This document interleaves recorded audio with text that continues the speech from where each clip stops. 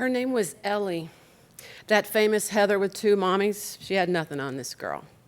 She was young and black with two white dyke adoptive moms, and now me, a white stepmom too. And she had to contend with my very different from her girl living in the next room in a farmhouse in Central Texas. Ellie had been adopted at birth by my partner, a woman who had also grown up adopted. My partner's mother had been adopted too. It was not an easy path.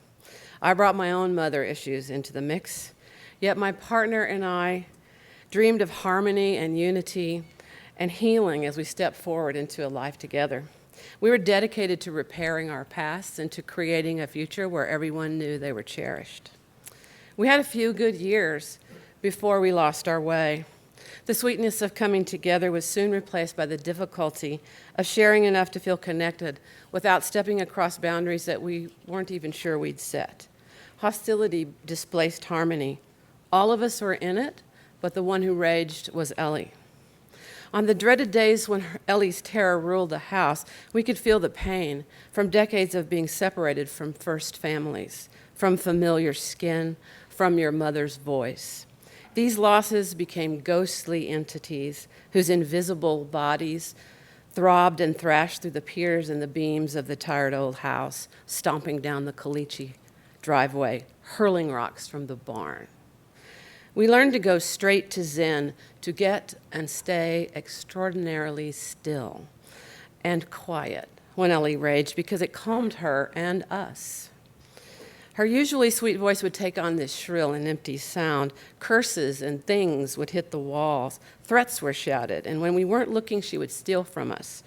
CDs, money, car keys, vodka, favorite hair clips, a dildo once. Some days she would go into my daughter's room and tear small scars into the plaster of the wall with a dull kitchen knife, worry the seams of the bedspread in that room, spill nail polish on the carpeting or on a new purse, singe the hem of my daughter's favorite skirt. It was a primal ritual of jealousy and hatred that made the house smell of sulfur and bludgeoned cosmetics. It ended suddenly one Saturday afternoon. Ellie was getting ready to go visit her city mom, my partner's ex. City mom had dropped out of high school. She was a bright woman. She could have done anything she wanted, but she had learned how to quit. There was homework to do, but I knew Ellie wasn't going to do it, and on the way out the door, I handed her the book bag, and I can still hear the harsh in my voice as I said, "If you don't do your homework, you're going to end up just like your city mom." And then it was on. Within seconds, Ellie's backpack sailed down the mudroom stairs as she was hitting me hard with her fist. She was pulling my hair and screaming, "I hate you!" I yelled for help, but nobody could hear us. When she pushed me to the floor, punching me with all her might, I was mindful not to hit her back.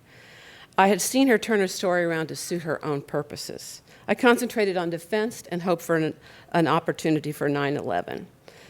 Somehow I managed to flip us around so that she was on the floor and I was on top of her. The tension went out of her arms, but just for a second, and as I straddled her on the floor, she tried to bite my arms, and when she couldn't bite me, she tried to bite herself. Something cold started running through me when I understood that she needed those marks. It had to look like I was the aggressor. I knew then that I had to protect myself and her. Still straddling her, I hooked the phone cord around my ankle and managed to yank it to the floor and flip it right side up with my foot. I took my hand off her arm just long enough to pick up the phone and dial 911 and get socked in the jaw. When the police arrived, she was still hitting me, and when the policeman came toward her, she hit him too.